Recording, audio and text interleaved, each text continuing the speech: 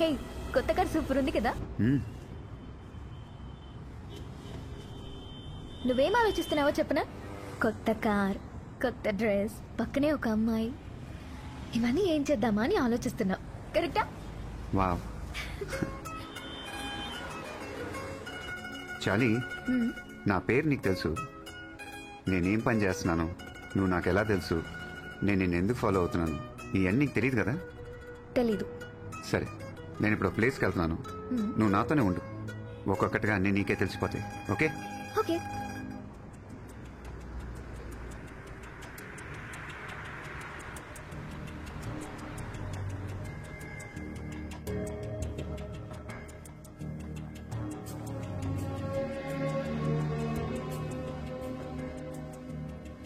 తను Martin. Come.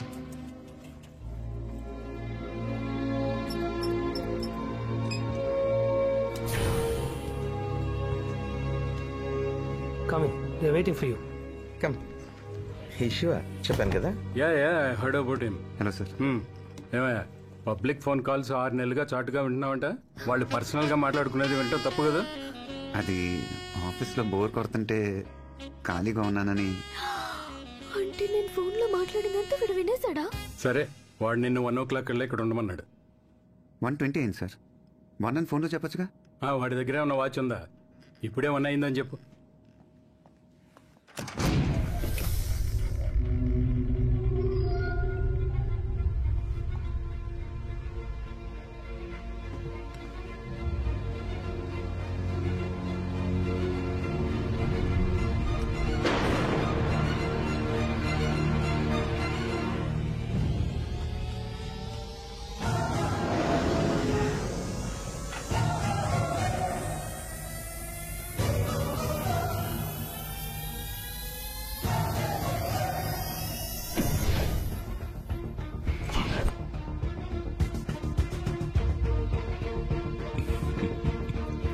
అమ్మ తమ్ముడు బాగున్నారా?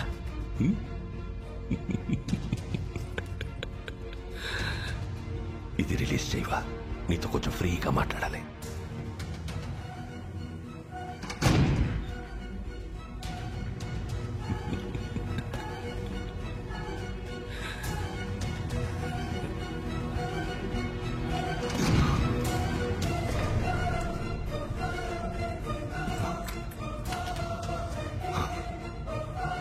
చెప్పు, అది ఏ హాస్పిటల్, వాడి పేరేంటి? నీ ప్రాణం పోయే టైంలో కూడా నా ప్రాణం పోకుండా కరెక్ట్గా షూట్ చేశావంటే అది ఏ హాస్పిటల్, ఎవరితో చేయిస్తున్నానని తెలుసుకోవడానికే కదా. ఒక జీవిని మరో జీవి చంపడం తప్పు కాదు, అదే నేచర్. అందుకే దేవుడు ఒక జీవికి ఆహారంగా ఇంకో జీవిని సృష్టించాడు. చంపడమే తప్పైతే ఎద్దుకి కొమ్ముల్ని, పావుకి విషాన్ని, తేలికి కొంటెని ఎందుకు సృష్టించాడు? కానీ ఆ కొమ్ముల్ని, విషాన్ని మనుషులకి ఇవ్వలేదుగా. మెదడు, మనిషికి మెదడుంది కదా. బలవంతుడే బతకగలడు. బలహీనులందరూ కలిసి వాళ్ళని వాళ్ళు కాపాడుకోవడానికి చేసుకున్నదే చట్టం. జింకని చంపితే శిక్ష, మేకని చంపితే శిక్ష లేదు. జింకలు తక్కువగా ఉన్నాయి, మేకలు ఎక్కువగా ఉన్నాయి. ఎక్కువగా ఉండడం మేకల తప్ప? ఈ భూమి మీద మేకల కంటే ఎక్కువగా మనుషులున్నారు. వాళ్ళని చంపితే తప్పేంటి?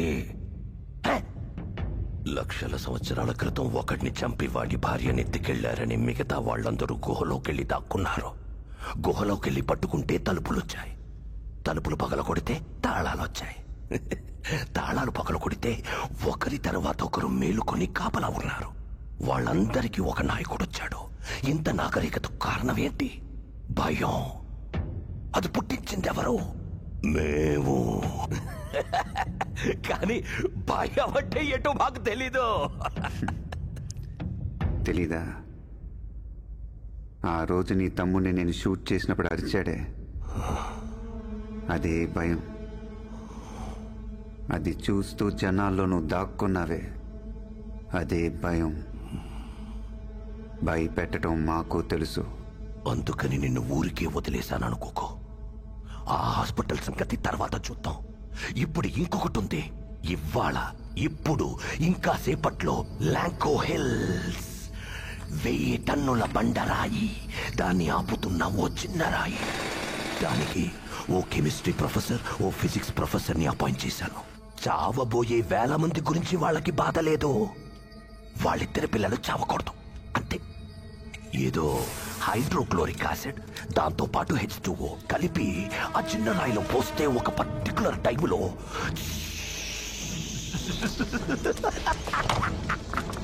ఆ చిన్న రాయి పొడి పొడి అయిపోతుంది.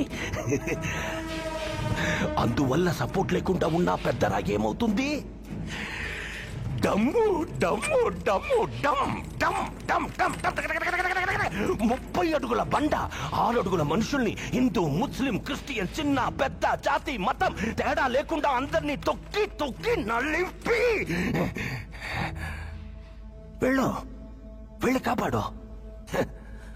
హాస్పిటల్ నీకు ఫైనల్ రౌండ్. ఇది ఆపగలవేమో చూసుకో. 145కి నువ్వు అక్కడ ఉండాలి. ఇంకా 40 మినిట్స్ టైం ఉంది.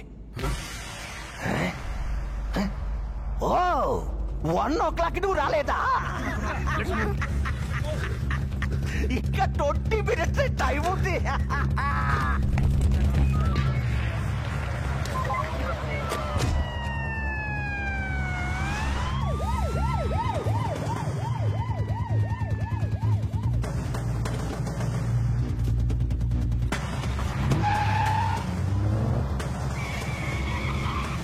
సీట్ బెల్ట్ పెట్టుకో.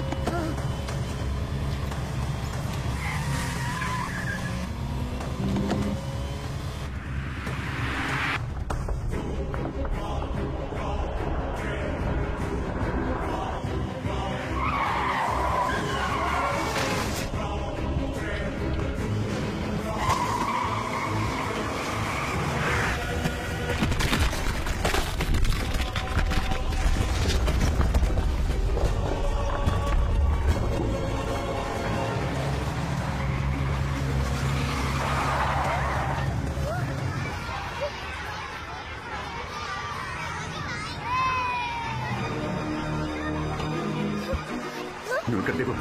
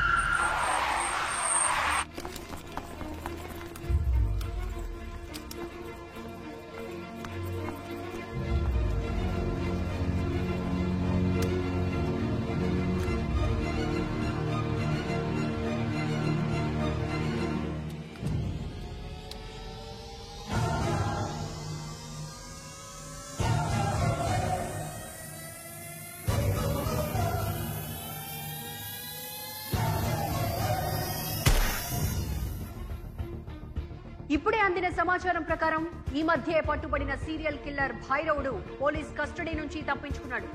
ఆ సమయంలో అడ్డొచ్చిన 6 పోలీసుల్ని హతమార్చాడు. మాకొచ్చిన సమాచారం ప్రకారం భైరవుడి నెక్స్ట్ టార్గెట్ సిటీలో ఒక పెద్ద హాస్పిటల్ అని తెలుస్తోంది.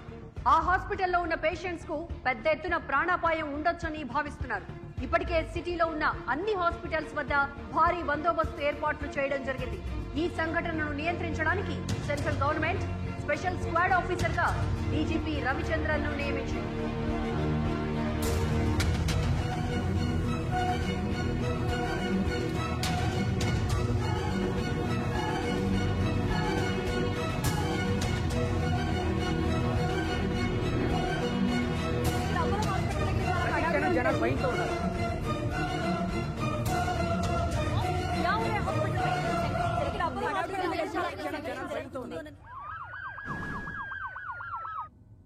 మీ అందరి సపోర్ట్ ఉంటేనే భైరవుని పట్టుకోగలం. ఇప్పటిదాకా బ్లాక్ కో పోలీసులు ఉంటారు, ఇక నుంచి ఫ్లోర్ కో పోలీసు ఉంటారు. సీసీటీవీ కెమెరా సర్వేలెన్స్ ఇన్ఛార్జ్ ఎవరు? నేనే సార్. రికార్డ్ మోడ్ లో పెట్టి వెళ్ళిపోకూడదు సార్. రికార్డ్ అయ్యేది లైవ్ లో వాచ్ చేయాలి. Okay sir. ఎవరి మీద డౌట్ వస్తే ఇమీడియట్ గా ఫ్లోర్ పోలీస్ కి వాకీలో ఇన్ఫార్మ్ చేయాలి. ఓకే.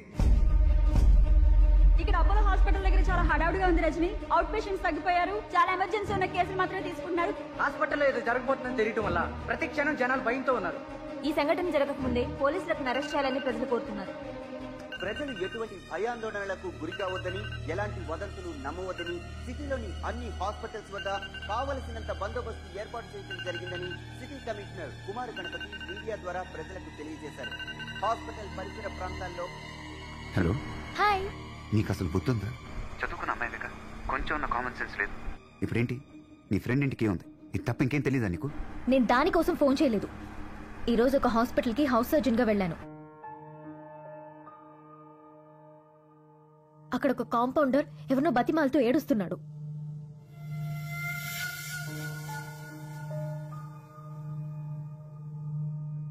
డౌట్ వచ్చి ఫాలో చేశాను.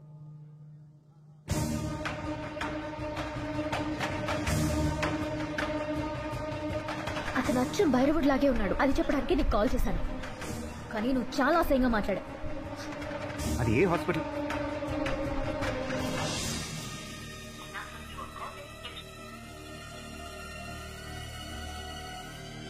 వినే, నువ్వు ఎక్కడున్నావు?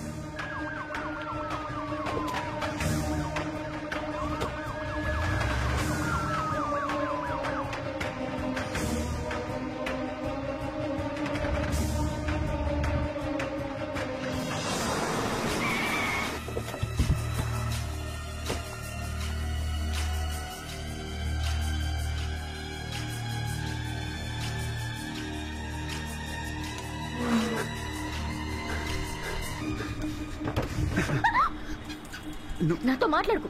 నేనేమైపోతే నీకెందుకు? ఏ హాస్పిటల్ హౌస్ సర్జన్ గారు? వాడి పేరేంటి? Life care hospital, general ward compounder Ramachandra.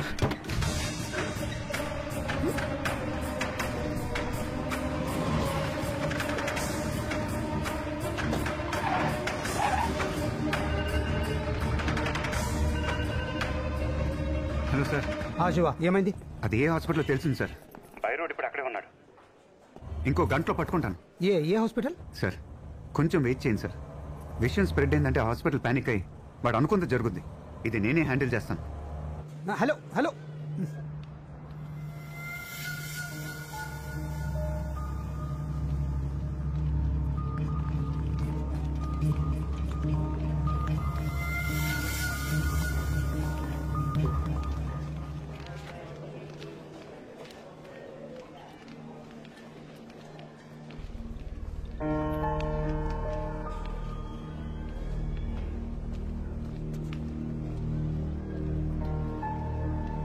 Sir, మీ అబ్బాయి ఎక్కడున్నా నాకు తెలుసు. మా అబ్బాయి మా ఇంట్లోనే ఉన్నాడు. అయితే వెళ్ళు. సార్, మీరు పోలీసా? నా కొడుకు ఎక్కడ ఉన్నాడు సార్? చెప్పండి సార్ ప్లీజ్. మీ అబ్బాయిని కాపాడే బాధ్యత నాది. ముందు నేను అడిగే దానికి సమాధానం చెప్పు. ఎంతమందిని చంపుతున్నారు? ఎలా చంపుతున్నారు? భైరవుడు ఎక్కడా? సార్ చెప్పు. ఎంతమందిని? అందరినీ సార్. అందరినా?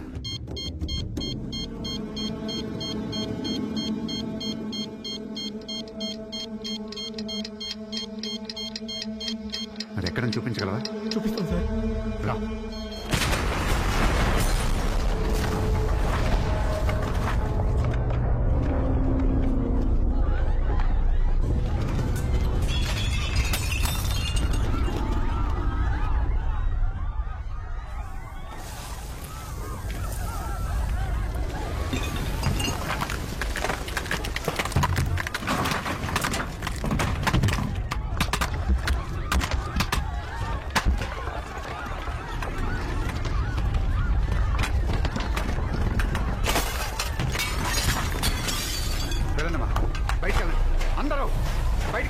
వెళ్ళండి సార్, బయటికి వెళ్ళండి. త్వరగా త్వరగా త్వరగా వెళ్ళండి, వెళ్ళండి. గో.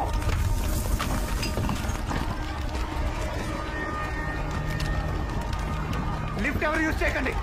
పిల్లలు జాగ్రత్త. త్వరగా కిందికి వెళ్ళండి.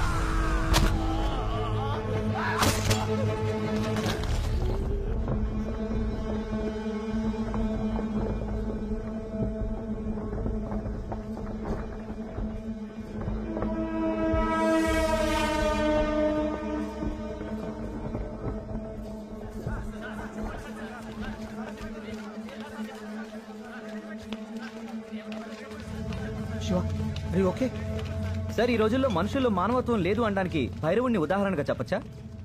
మనుషుల్లో మానవత్వం ఉంది. ఇదే హాస్పిటల్లో ఇంతకు ముందే నాతో కలిసి చాలా మంది ప్రాణాలు కాపాడారు. కానీ ఏ భూకంపం తుఫాను లాంటి పెద్ద డిజాస్టర్ వచ్చినప్పుడు మాత్రమే మనలో ఉన్న మానవత్వం బయటకు వస్తుంది. ఇప్పుడు పరిగెత్తుతున్న ప్రపంచంలో మన పక్కనున్న మనిషి మొహం చూడటానికి కూడా మనకు టైం లేదు.